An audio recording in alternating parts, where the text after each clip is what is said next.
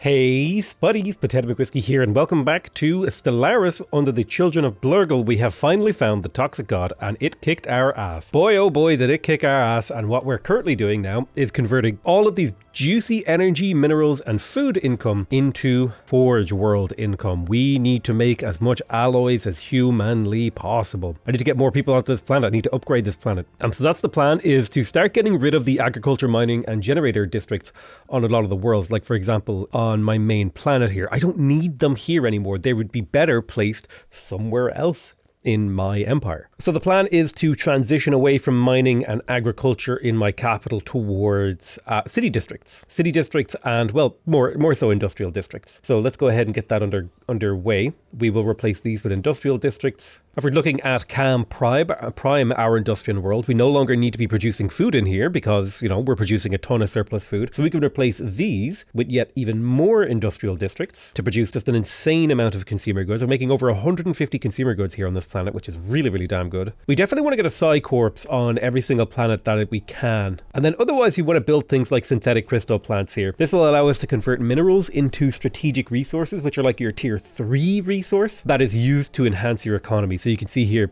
this civilian fabricator actually uses synthetic crystals to increase the factory job output of our stuff here. And now that we're beginning to specialize and upgrade and, you know, very, very specifically direct every single one of our worlds, our outputs are going to go insane. Like, we're only now on the cusp of where the potential really lies. What I really want is the ability to make gas, so I am going to hold off on upgrading some of these places. So we can only pick 2 more traditions. I reckon diplomacy would be a good tradition to go for, because we are burning a lot of our influence on diplomatic deals. And if we unlock diplomacy, this will reduce our diplomatic influence cost by 50%, which will free up a lot of influence. And influence is one of the most restricted resources in the entire game. It'll also allow us potentially to form federations, and we can maybe do some sort of martial alliance with the Mandasur High Kingdom so that we can protect each other and fight together in wars. So in terms of technology here, there are some upgrades to my ships, but I also just really, really want to upgrade my habitats. However, my problem is I also need to go to war, so I'm going to start upgrading like plasteel armor and getting all that stuff up, because I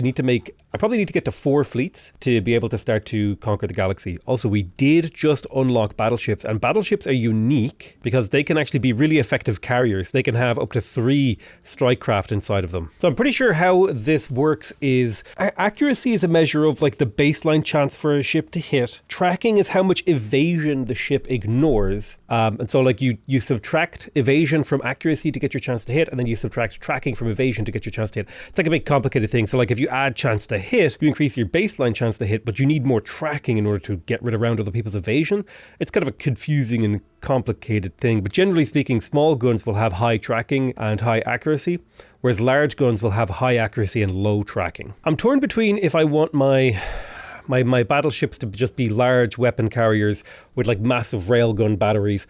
I think I'm going to go for the railgun battery and make these into artillery ships. They'll sit back at 80 range, and that should be fine. We'll just make some big battleships. Need to start adding those battleships to my fleets. We can actually now finally reform our government. We have been playing with the Exalted Priesthood and the Anglers for the majority of the game, but I'm pretty sure that we can get rid of our Exalted Priesthood if we wanted to and switch over to something else. There is a potential here to go for the Masterful Crafters. Now, this will replace all of our artisans with artificers who produce consumer goods, trade value, and engineering research, and also every 3 industrial districts would give it a building slot. I think we're going to take Masterful Crafters here. I think this is like a really, really powerful thing to reform to. We could also reform to become an imperial government, but I think I'm actually fairly happy with the way that we are. I'm going to go ahead and reform here for Masterful Crafters. Now that is going to change how our factory world's output look, because it's going to reset a lot of these jobs. But if I click this, now we have artificers, and artificers are extremely efficient jobs. We come in here, they produce a baseline of 7. Yeah.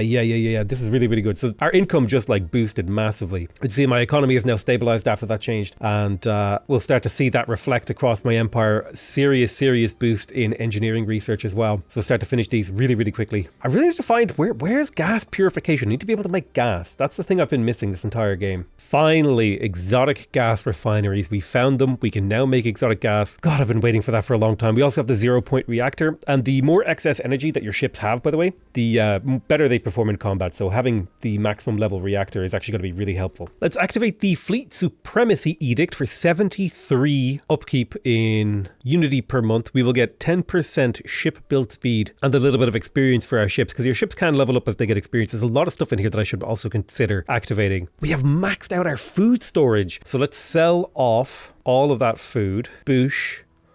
And then convert it into alloys. That'll allow me to almost reinforce my fleets. I need another 6,000 alloys to reinforce these fleets. Ooh, we're burning a lot of our minerals now, so we're going to have to somehow find potentially more mining stations is going to be what we need to do, because we're not producing enough minerals anymore. I mean, it's no wonder that we're having trouble with our minerals, considering we're producing nearly 400 alloys per month in surplus. A baseline of 500 we're cranking out. That's insanity. The beautiful thing though now is our economy is so advanced, we can like switch resource production to any one of these resources very, very easily. We're producing such a massive surplus that we're just going to have absolutely no problem doing what we need to do. I think the final phase of this plan now is to upgrade our fleets. It'll cost us about 3,000 alloys per fleet to upgrade them. But once that is completed, once we have fully finished the upgrading process, and it's going to take hundreds of ships here to be upgraded, we will have fully built mega fleets ready to advance on the enemy. Now, you might be wondering, okay, Potato, why are you preparing so much for this war? It's because this is an all or nothing war. Unlike normal wars with normal factions, where you have to take the land and then you hold it and then you peace out, when you're fighting a devouring horde or some sort of galactic threat civilization, every piece of land that you can take, you instantaneously keep forever. So this will be truly a war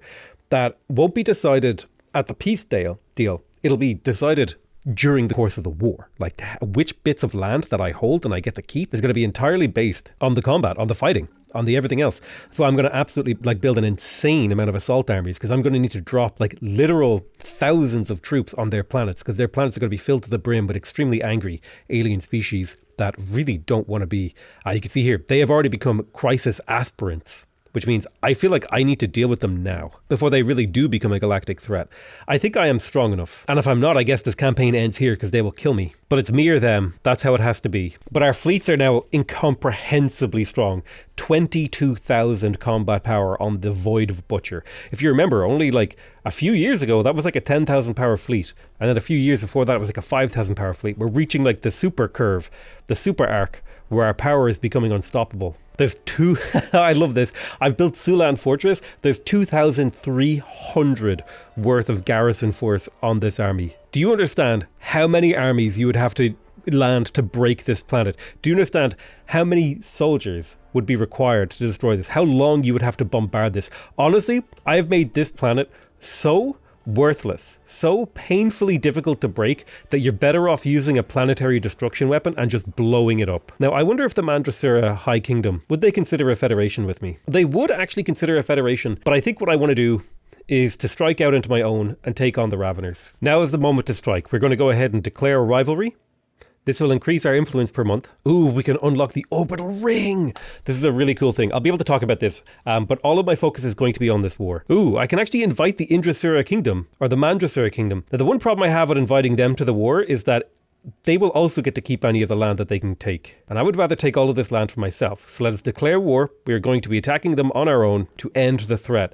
I don't know how powerful they are. This could be a massive mistake, but my hope is that I'm making the right decision. These guys need to be taken out. They are trying to become the crisis. They are trying to become the end game threat, and they have been for the majority of the game. And I will not have it. They must be defeated. So here comes the Crusade fleet flowing through the galaxy. A massive, just huge amount of ships.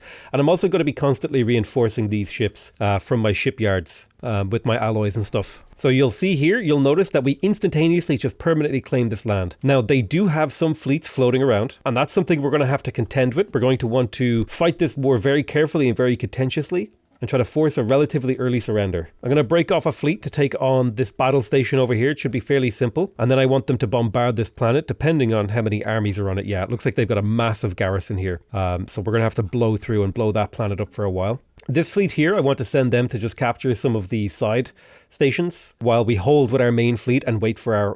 we don't want to engage one-on-one with their fleets. We always want to fight with two of our fleets on one of their fleets. So I may take my two fleets here and send them to chase this guy down. They only have one battleship, so my hope is that I'll be able to take them on fairly simply. Okay, here come their big fleets. It's an 18,000 fleet. Let's play a little bit safely here. Ooh, it's time for us to unlock proton launchers. These are extremely late game weapons that are very, very good at taking out capital ships. And this will give us an advantage in any fights that do involve capital ships, which I think, you can see here, they have multiple battleships on there. So definitely want to pack those with our lunch. And by lunch, I mean launching missiles. All right, this is actually a perfect engagement for us. If we can catch this fleet, we'll be 2-1. We will take some losses here, but they should take more. Oh yeah, they're getting obliterated. Let's take a look at the end of that battle.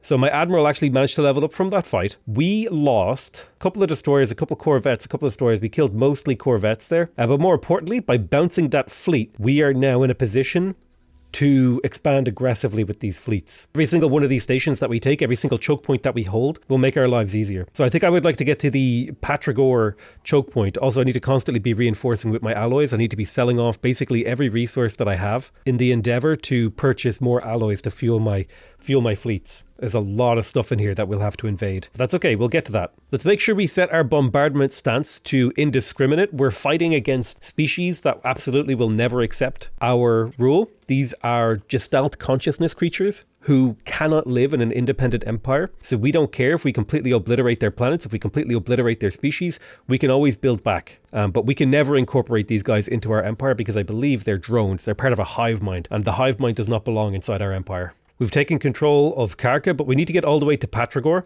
If we can control the Patrigor choke point with that station, we'll be able to use this third fleet to go around and just clean up all of these planets. Let's grab our second diplomacy tradition. I'll take embassies for +3 unity. That just encourages me to do a bit of diplomacy. The Corinth Protectors have declared war on our ally, the Mandrasura High Kingdom. Now, who are the Corinth Protectors? Let's have a little bit of a look at the galaxy here. So we are now also at war with the Corinth Protectors. Let's take a look at the diplomatic stance here. So these guys over here have declared war with my ally. I think my ally can handle that. Yeah, the Mandrasura High Kingdom has a lot, and I mean a lot of vassals, mostly manufactorums or prospectorums that are generating basic resources for them, which is honestly awesome. It would be pretty good if I would maybe be able to spin out some prospectorums from this new land that I'm getting. It would mean that it's land that I don't have to directly manage myself, yet will still provide me with resources and just power projection. The less land you have to manage directly in this game is honestly just a boon. So we've managed to cut their empire in half, and now if they want to reunite, they're going to have to come through Patrigor and fight me here,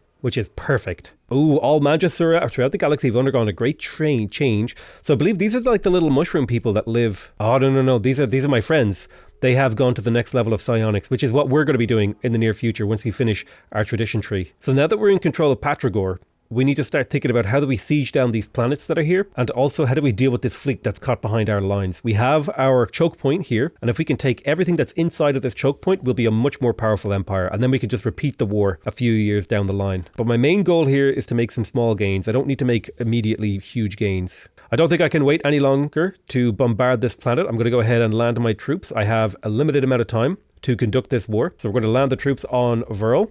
We have a massive amount of forces. We shouldn't lose anything. We did bombard this planet pretty effectively. And there we go. The planet has been conquered. This is now officially our planet, and we are purging away the undesirable hive-minded population that do not really belong to us anymore. I'm going to go ahead and begin the terraforming process. I want this to be an ocean world. My population seems to live best on ocean worlds and tomb worlds. So that's what I want them to be able to live on. Now we're going to take this fleet, who is a little bit damaged, but what we're going to do is we're going to clean up all of these smaller planets. Let's get these fleets to take out this enemy fleet here. This should be a fairly straightforward battle. My fleets are in fairly good condition. Let me check that actually. Yeah, we've got about 80% of our hull and armor, so this should be a fairly straightforward battle for us. We should eviscerate them completely and totally with minimal losses. Yeah, there it is. We killed a battleship and we just lost corvettes and destroyers for it. Battleships are way more expensive than that. One thing I should definitely consider doing though is finding a couple of scientists and bringing them up to the war, because there are technological projects here that I can do in order to steal technology from some of the ships that I've killed. No, you go sifting through the debris and you pick up a little bit of technological hint here or there. Oh, now we can get the particle lance, which is an X style weapon. So we did just pick up the proton launcher, which is a major upgrade to this. You see this, has a range of 130 and it does 32.62 damage per day with a 90% accuracy. Now remember, it has 0 tracking, so it won't be able to hit small ships, but it completely obliterates big ships. Whereas you compare to this does 30 damage per day with 75% accuracy. So the proton launcher is really, really, really good at killing big enemy ships. But that's why we bring a few small ships. And I think I'm going to switch them over to autocannons. Yeah, we're going to switch these guys to autocannons, which are a rather advanced small weapon. And then we'll switch our destroyers over to rail guns. Wait, no. No, they already have lasers. Is it lasers that we want? Wait, what are these good against? These are good against shields and hull, so we want something that's good against armor, which means we want to build X-ray lasers into these ships. So we're going to changing our fleet doctrine slightly. Also, we now have the ability to actually upgrade our habitats, which is something we're going to start doing. Now, it costs 25 influence and 1,000 alloys, but I think it's worth it because it allows you to build 2 more districts. It's basically a quality upgrade for these, and I'm going to be taking that decision everywhere that I can. It's a pretty expensive decision, but it is a massive upgrade in quality for the habitats. It's a 50% increase for the first upgrade and then another 50% for the second upgrade. So super worth it in my opinion. All right. Luckily, the planet Abundance has no soldiers on it, so this should be a relatively easy invasion. The planet Krith, on the other hand, does have a massive army on it.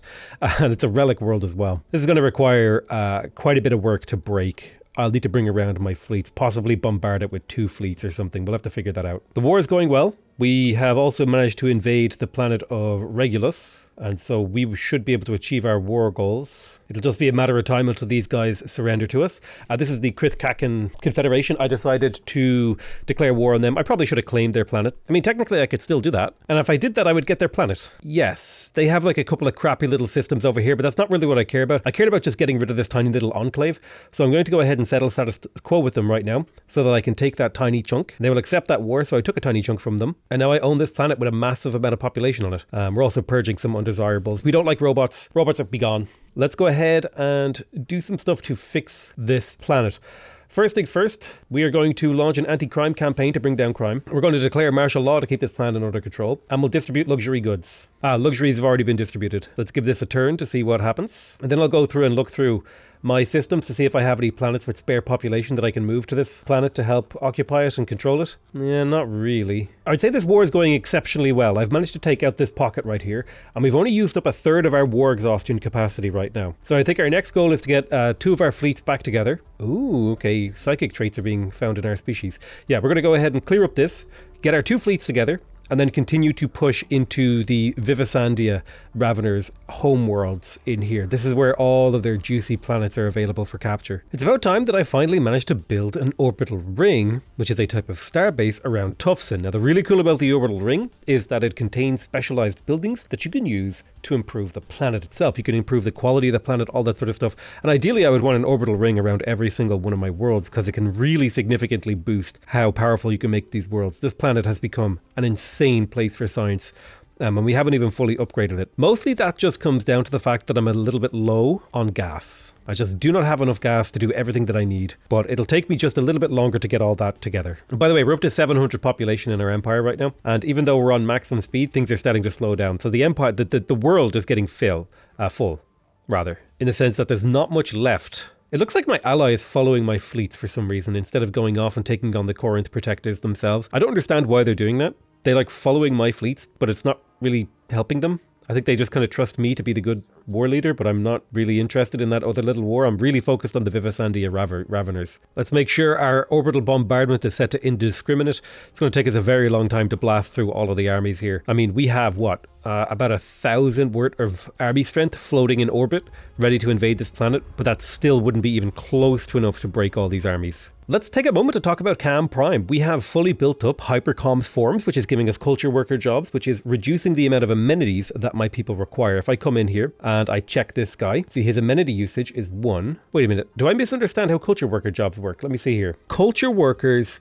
turn consumer goods into Unity, pop amenities usage reduction, and edicts funds. I guess I'm just not benefiting for the pop amenities usage part. I just don't understand that part, I guess. Or maybe that's applying somewhere where I can't see it. But essentially, this is just improving my planet. The Psi Corps is giving me a 10% production boost. I'm also about to build a Ministry of Production here, which gives us an extra politician job and a 15% artificer output. And consider that I have 28 artificers on this planet, and it's a factory world where they have a 20% cheaper upkeep. The sheer amount of output that I'm getting out of this planet is insane. Now, the only real thing that I have to decide is like, what are the excess buildings that I want to build here? I've got 6 jobs and 23 housing available on this, which means I have tons of room to fill this with jobs. I think I'm going to go ahead and get a second holo theater and then build a couple of synthetic crystal plants in order to increase my synthetic crystal output, which I can then use to build advanced buildings on other worlds. Man, there's a lot going on in Stellaris right now. I have to like handle science. I have to handle, I'm going through planet by planet, making sure they're built exactly how I want them, built to my standard, built to my specs. The Hustlemore Monastery, I'm finally getting a chance to upgrade the temples to hollow temples, and now that I have more building slots in my habitats, I'm able to actually plant some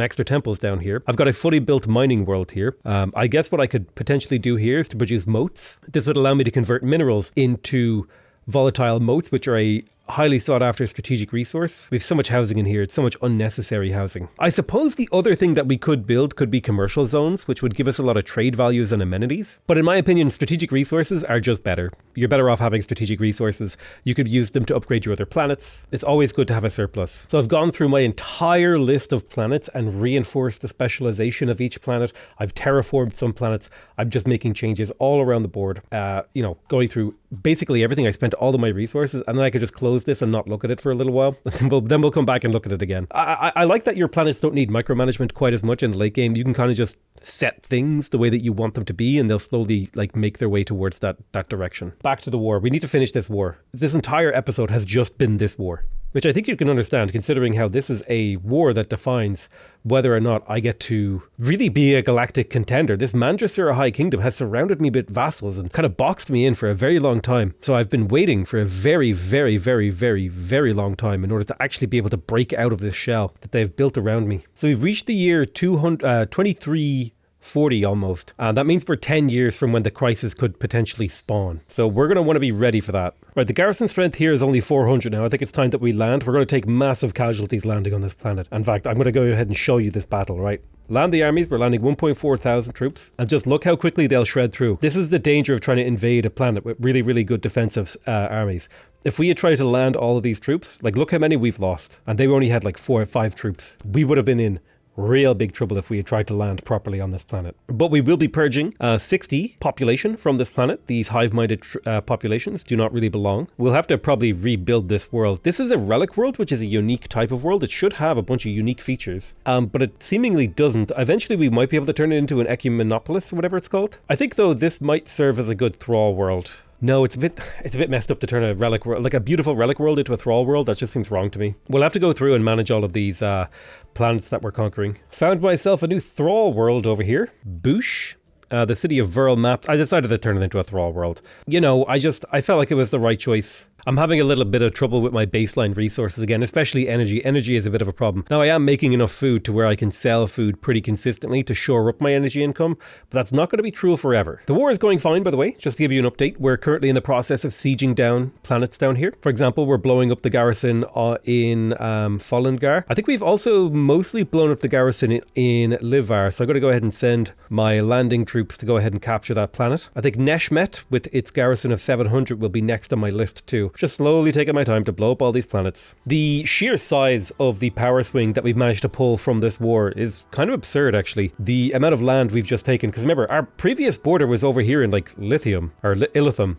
And I've just taken massive amounts of worlds that I'm going to be able to convert and exploit and use. We are going to get to take our second last diplomacy tradition, which means we're one step away. We just need to take this and we can go ahead and truly psionically ascend and perhaps make contact with the Shroud. Not too early, to be honest with you, because the crisis is on its way. And this is honestly partially why I wanted to attack the Vivisanda Raveners. They were crisis aspirants. They wanted to become the crisis. So they kind of needed to be kneecapped early before they became a true galactic threat. It just so happened I was able to build up enough power, enough influence, enough strength in a very small empire, partially thanks to the toxic god's influence. I was able to just build up enough power to actually take these guys on. See, so we're bombarding multiple planets. Yeah, most of them have military scores in the thousands, so it's going to take us a little while before we can blow them up. I'm pretty sure, by the way, we managed to build the orbital ring around our capital world, and you can see it even has its own little space elevator. This is our capital world that we started off with, and now we have the orbital ring. We can upgrade it to a tier 2, and you can build some really interesting things here. For example, habitation modules will give you +1 maximum district on this planet. If indeed you needed more districts, I think we have enough districts on this planet. I think I would rather look for something that maybe improve the efficiency of this.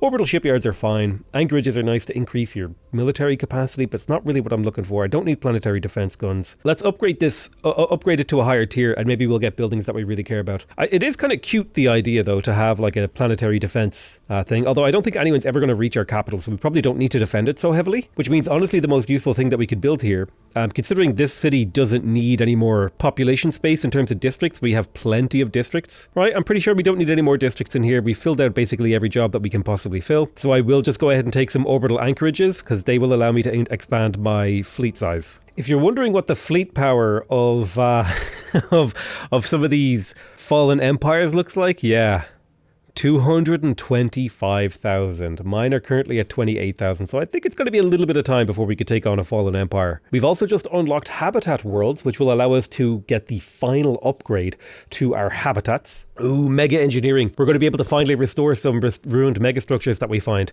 And we did actually find an art installation really, really early into the game, if you guys remember, that has just been sitting here broken and unable to be repaired, but we're about to unlock the technology to actually improve it. And this, when we repair it, it will get us, for 30 credits per month, for 30 energy credits, we're going to get 400 unity, okay? 400 unity, that's insane. I'm currently making about 2,000, but more importantly, it's going to give us an empire-wide 15% boost to amenities. Amenities are what dictate citizens' population happiness.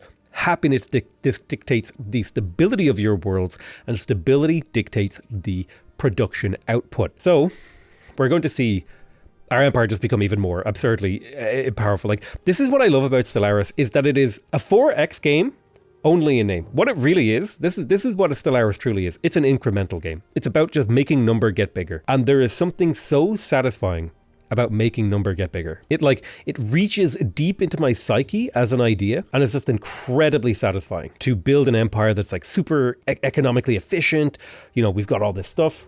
Now, talking about this war, we're at 67% war exhaustion. I'm probably not going to be able to grab much more land. I've taken a huge chunk out of them, but I'll try to get as much as I can. The final diplomatic tradition is ready to be yoinked.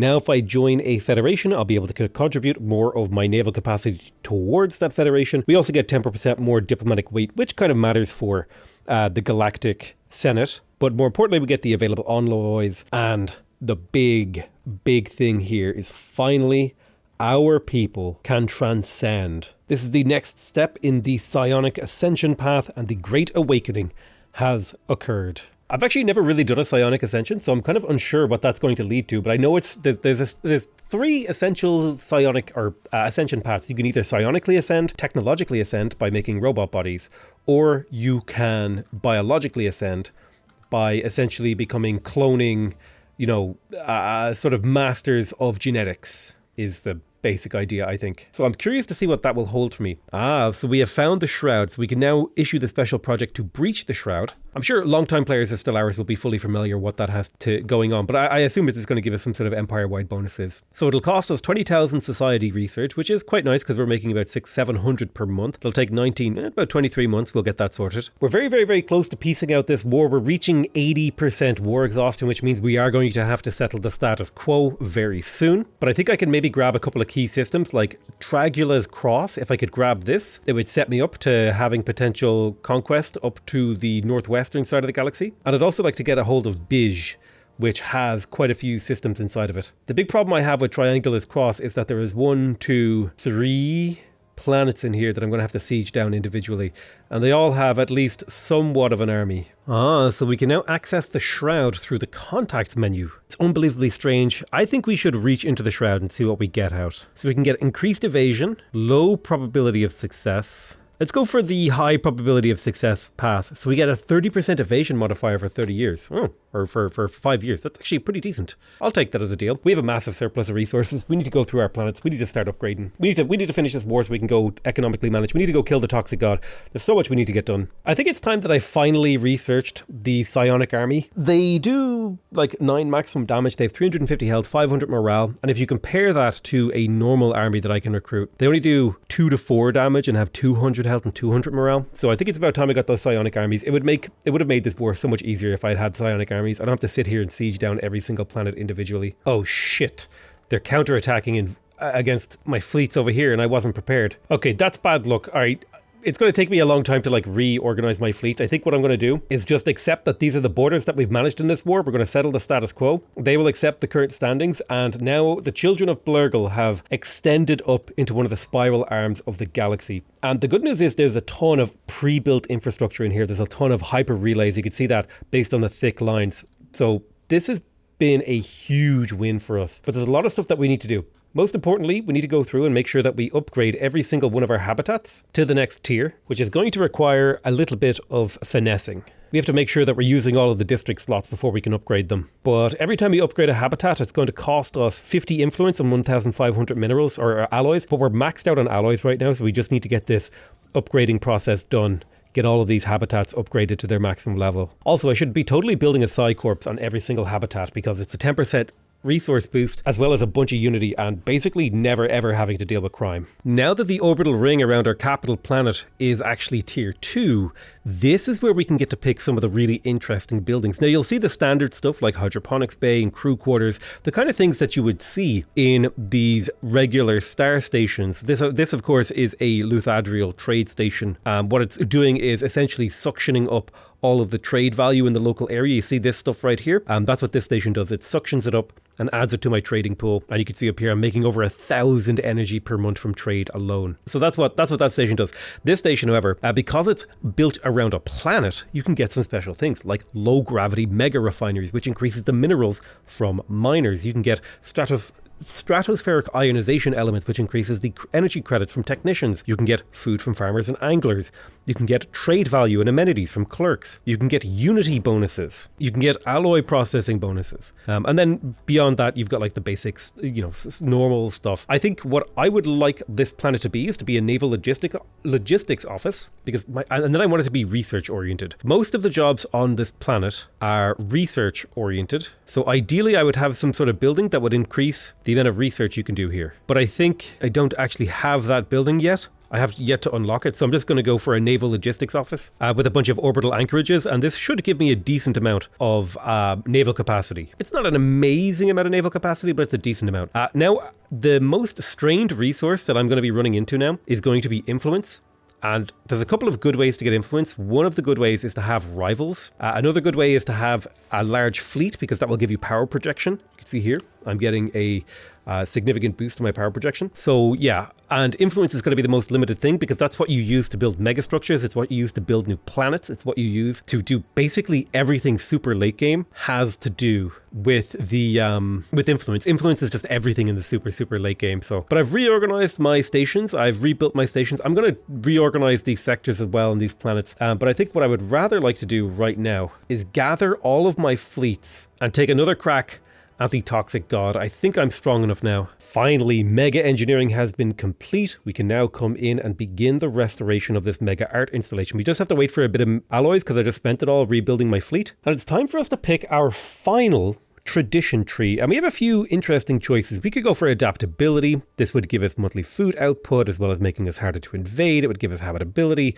free building slots, resettlement cost. Domination is nice because it does give you more influence, and more influence cap is always handy. It's one of the only places you can get influence on the map. It also gives us a 5% resource output to our workers and slaves, which we do have workers and slaves. We could alternatively go for harmony, which would reduce our population upkeep, increase how long our leaders can live, make our populations demote to lower jobs faster, increase our governing ethics, and improve our stability, also reducing our empire size from pops. Mercantile is also quite a powerful one. It gives you trade protection and collection rage. It gives you trade value, extra clerk trade value. You can get merchant jobs from your commercial zones. It unlocks new special trade policies. You get extra 10% trade value. And I mean, keep in mind, we're making about 1,000 energy from trade right now. So a 10% increase to our trade value across our empire would be a pretty significant bonus. We could alternatively go for subterfuge. I haven't really done much in the way of subterfuge. I've done a little bit, like a very, very, very small amount. If I were to rate these by power level, I would say potentially mercantile is the most powerful. Domination is the most interesting because it gives you influence. But I think I'm going to go for domination, because I will get extra influence, and also it gives me access to the hegemony federation type, which will allow me to establish myself as a galactic power. So I just sold all of my resources to get more alloys, hoping to restore my fleets a little bit faster. Some of them are a little bit damaged and need to be built back up. Ooh, we could unlock the Titan. Oh man, I really want to unlock the Titan. Hell yeah, let's unlock Titans. I'm pretty sure Titans can blow up planets. Which might make conquering the galaxy a little bit easier because I don't have to hold and conquer and manage every single planet that I take over. My ledger has just become like unusable. Like look at this. It's just like, look at the amount of stuff I have to try and keep track of over here. Oh, it's absurd. It's unusable. Let's have another chat with the Shroud. Let's reach in and see what they want to offer me. Ship repair. Okay. Daily hull regen, daily armor regen, I'll take it. A little bit of regen, never hurt nobody. I wish I could tell my ally to not follow my fleets. I wish there was a button, because they're just wasting their time following my fleets. I'm not going to go fight a fallen empire, a wholly fallen empire that you declared war on. Although somehow, I believe, they're actually occupying a couple of their systems. Not their planets, because that would be absurd. But there's a... there's a holy fleet here. There's a fallen empire holy fleet here. With 234,000 combat power. And they want to go fight it. No, thank you. No, thank you. It's not happening. Not until I have my Titan ships. Oh, finally. We have unlocked the Titan and the ion cannon station. We're starting to unlock the repeatable technologies. We're getting to the super late game, like kinetic weapon attack speed plus 5%. This is a repeatable tech that you can research over and over and over again. Let's take a look at the ion cannon. So this is a defense station type that I can build now. It has a Titan weapon, a T-class weapon, that does 5,000 to 1,000 damage, but it fires every 21 days. Now compare that to the current hangar station, which does 31 damage per day, but that is by firing off little squads of strike craft, compared to this ion cannon that fires off one big huge bolt and can basically crack a battleship in a single shot. That's pretty cool. That's really cool. Yeah, so here is the Titan cannon. This is it. This is the Titan ship. It has a perdition beam, which is basically the same. It fires every 21 days, and it does 5,000 to 10,000 damage, aka one-shotting a battleship. And then it has, you know, a whole bunch of large cannon slots for neutron launchers and proton launchers. And then we have the Titan stern. This is an absurdly powerful ship. It does over 500 damage per day. Now, it doesn't fire very often, but it does a lot of work. We can also take an aura with this ship. The shield dampener would lower enemy ships. Fire rate, shield rate, enemies can't disengage. This would give our own fleet a 5% fire rate increase, our own fleet a tracking increase, or we could get a nanobot cloud to increase the regeneration of our fleet. Now, we can actually field 4 Titans in our empire, and I'm trying to think what would be the most useful thing for us. Honestly, hull regen just seems so handy. Being able to regenerate your ships without having to go back to a thing. It means we can take like little chips of damage without having to go back to repair, get our ships back together. So I'm going to go ahead and start adding Titans to my fleets. I wonder how much do Titans cost to build? 2,500. It's not a bad price, honestly. That's actually a fairly decent price considering what it's going to give us. Maybe I was mixing up Titans with the world. I can't remember. Maybe there's a ship that goes beyond Titan that can actually like blow up planets. I might have mixed those up. Time for our second confrontation with the Toxic God. This time I have brought nearly 160,000 fleet power. And so, oh my god, the first volley, and we took out half of his health. Oh my god. Now that was power. Witness my power. So it took us a long time to get to this point where we could finally take on the Toxic God. That has been the entire arc that we've been building towards. Oh, there fired the cannons again. Oh, amazing. The Toxic God is defeated and lays at our mercy. Analysis reveals that while the chemical composition of its secretions are close to what can be found in our homeworld, it's not exactly the same. Is it an offspring of the true God? Could there be others, or was this merely a beast of the void? So we can say, "O Toxic God, smite our enemies." We can take control of the Toxic God, who is a colossus. With the end of the quest, many knights will leave the order. Or we could say this is no god and continue the quest. I think it would be more fun if we take control of the Toxic God. And here he is. We have taken control of him. We're not allowed to make sense of his strange capabilities, but he is able to toxify planets. I wonder, can I toxify my own planets? Let me have a look here. Let's see. So, there you go. Target must be owned by a hostile empire. Target is in unclaimed space, and target is uninhabitable and within the children of Blurgle. Interesting. So we have finally gotten control of the Toxic God, which is a special Colossus type ship that will be able to blow up enemy planets with. That'll simplify future wars. But with the conclusion of the quest for the Toxic God and the conclusion of this war, I think I'm going to go ahead and end this episode here. I love you all very much, and I'll see you guys next time. Bye-bye.